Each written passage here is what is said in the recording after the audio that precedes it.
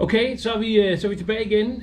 Der var lige et lille teknisk uheld, men det passede faktisk fint med det her tekniske uheld, fordi lige mens det her uheld var, så kunne jeg lige få min gode ven Stan Urban på plads. Og Stan, let's speak English, because I know that's your favorite language.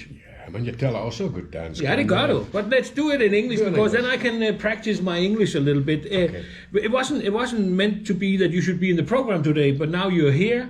And I actually invited to come this afternoon, but then the TV extended and blah, blah, blah. But now you are here. Yeah. I know you're a big rock and roll fan, but you're also a big Elvis fan. Yeah. And I remember one time you told me that when you were a youngster, you went in to see Elvis in the movies, and when you came out, I was Elvis. You were Elvis. Yeah, along with all the other kids as well, you know. So all the kids was Elvis, all the boys was Elvis. That's right. That would be 56. Be the Love Me Tender, Loving You, the first couple of movies, Jailhouse Rock. You know, yeah. They were the three movies that really did it. Okay. Mm-hmm. So you went in as Stan Urban and came out as Elvis Presley. Something like that. But it was something like with color up, and you were like a good mom's kid when you went in, and when you came out, it was nearly. It was the look then, you know. It was. The haircut and all that was the look anyway. Yeah. In Britain, it was a little bit different than America. Mm-hmm. We had a thing called the Teddy Boys. Yeah. Which was quite an Elvis look anyway to start with. Side lappers. Of course, I was too young. Couldn't even grow side lappers. Sideburns. Yeah, but you call them side lappers. That's what we call them in Scotland. You know? Yeah, but they weren't growing yet. You know, it was too young. So what? So you had to paint them on. Paint them on. No, that's amazing. Stan, thank you for coming and visiting, right. And always thank you for being a big support of our house and Elvis and everything here. It means a lot these days, you know. It sure does. Yeah. So it's a crazy world out there, but Elvis is still here, and they can bring in another 20 Coronas, and I think Elvis will still be remembered on the other side of all that crap. I wonder what he would have thought of this. Well, he would be an old man now, wouldn't he? Yeah. 85 or something. Yeah.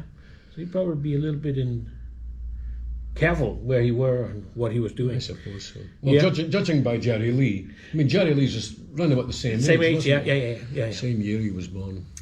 But you never met Elvis. No. But you met a ton of. You are an original rock and roller. You have the age to be. Mm-hmm. You know, you came in the same time frame, more or less. You were maybe a little younger than. Because you're 10 years young, 10, 15 years younger than... 10 years. 10 years. 10 years younger than that generation. But you were there, and you not only did you pursue your own career and had an amazing career, how many albums have you released over the years? I think 7 or 8. 7 or 8 albums? Yeah. It's not too much, you know. No. But, yeah. I mean, I was about 40 when I went into my first studio. Yeah. It was actually when I came to Denmark that there's, you know, a studio. Yeah. Okay, but you never saw Elvis, but you played with, who was the first rock and roller that you played with? Gene Vincent. You played with Gene Vincent? Yeah.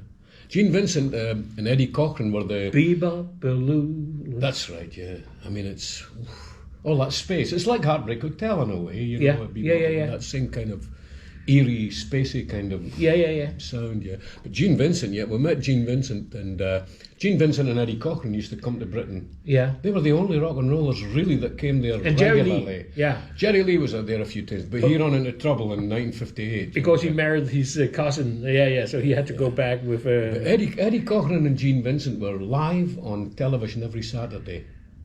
It's incredible, you know. You watch these guys playing live. And Eddie Cochran died in England, right? Yeah, 1961. Yeah, he played in Bristol, the Colston Hall, where I played as well. I found all about that last gig because Tony Sheridan was in Eddie Cochran's band on that last gig. Yeah, and Gene Vincent and Eddie Cochran and Sharon Shealy. Yeah, who was Eddie Cochran's girlfriend, a good songwriter. She's written stuff for Ricky Nelson. Yeah, they had a bad car crash on the way to London Airport. Wow. Mm-hmm. Yeah, one of the first living dead rock and rollers, if you like. Yeah, sure. After Buddy Holly. After Buddy Holly, of course, yeah. But you also played with one of my heroes. Tell me. Chuck Berry. Chuck Berry, oh yeah. How was that? How was that to play with good old Chuck? Well, the first time I played with him was in Berlin, and I never met him. The stage was a mile. It was a massive stage, and they wanted a piano player, so they wheeled me in. I was playing in the Star Club, and I never even met him, never got paid or anything, but still, that was something. Yeah. But I played with him in Aalborg. Mm-hmm. I remember. I was there. At a gig, wasn't you? Yeah. Yeah, he was a strange guy, but wow, we seemed to hit it off. Yeah. On stage, you know, he would pick up anybody to play, and I thought, well, I'm going to show. I know how to play this kind of music, you know, on a piano. Yeah. And we had a little bit of a connection, and it was. He liked it. I remember he said, "Give a big applause to this guy." He says, "I like the little guy." Yeah. So that was cool. That was cool. But you still, and you're working on an album right now, or? Yeah, well, I'm halfway through. I'm playing on a Steinway. Yeah. Yeah, the Steinway showroom in Aarhus opened up their doors for me, so it's good to forget all the digital stuff and go and play a real piano again. It's quite tough, actually. Yeah. You need a lot more strength to play a grand piano. But yeah, it keeps me busy in this period. Yeah, sure does. Okay, let's talk a little bit more, Elvis, before I let you go. What do you think? I know that there's always this discussion, you know, about who was the first rock and roller, and we cannot give Elvis that title because there was a Fats Domino, there was a Little Richard, but there was even people before that. Yeah, it's a kind of ongoing process, you know.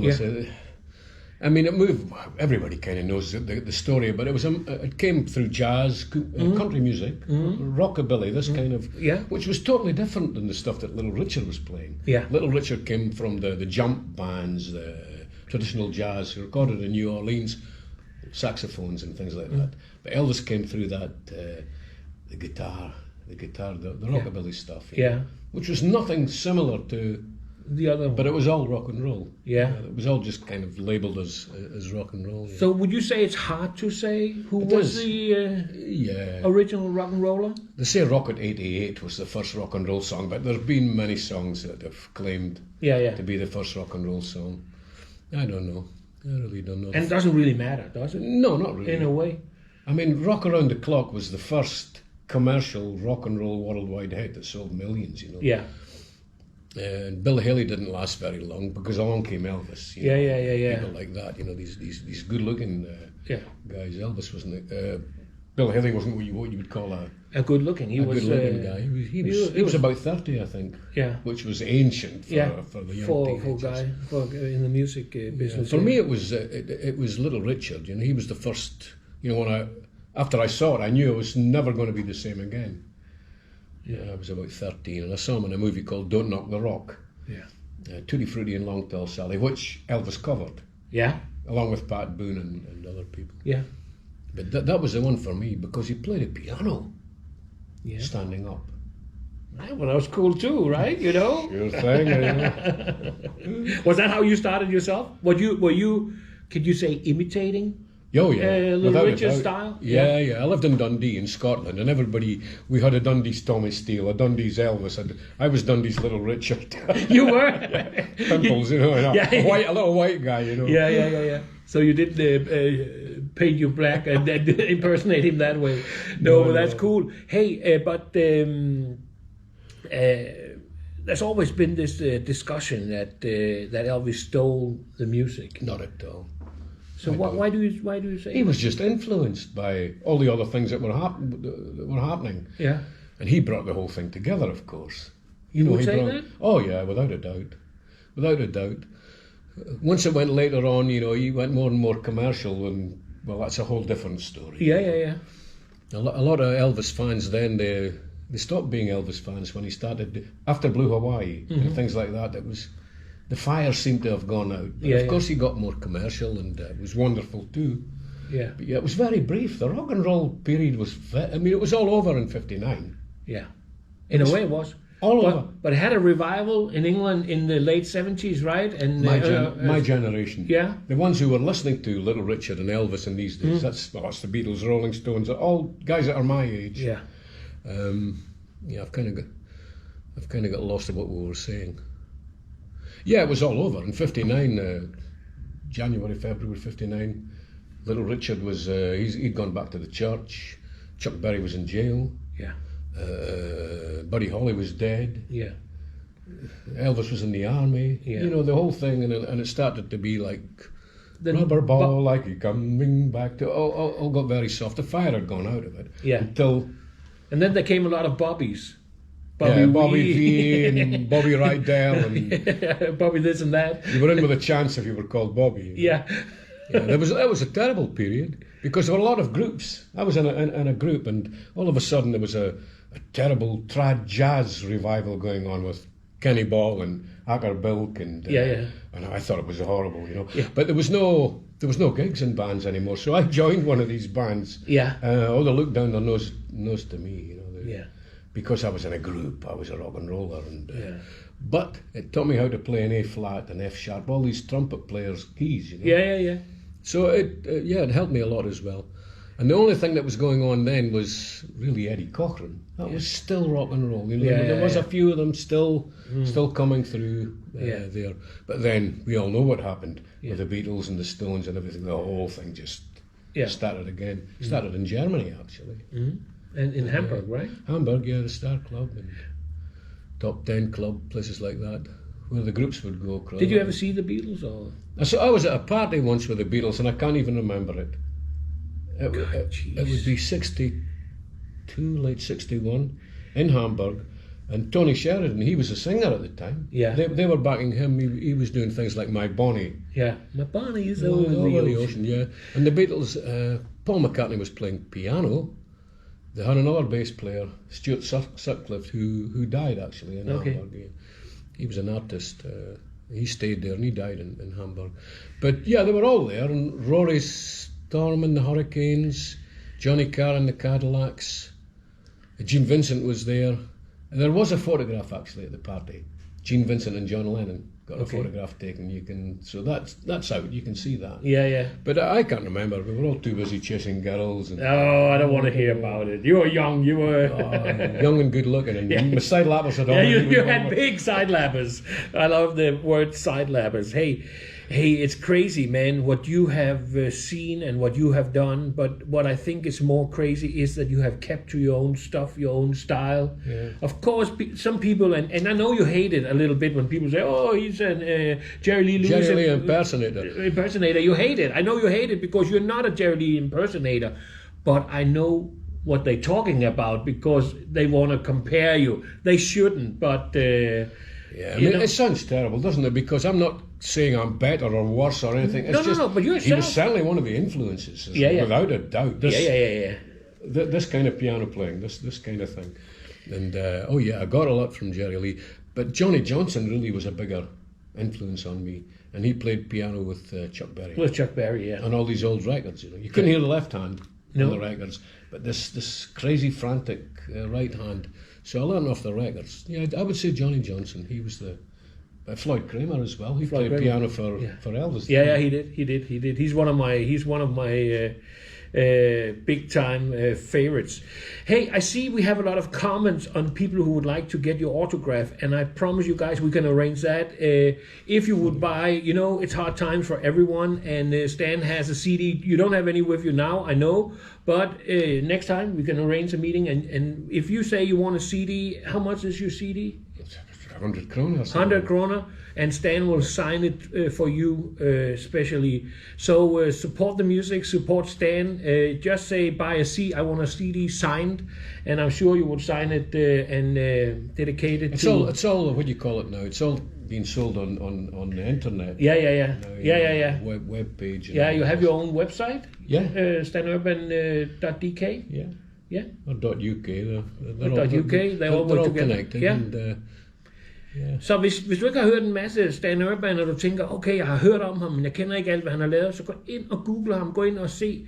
For et par år siden blev han filmet på, togstationen i Dundee. En tilfældighed, som blev filmet.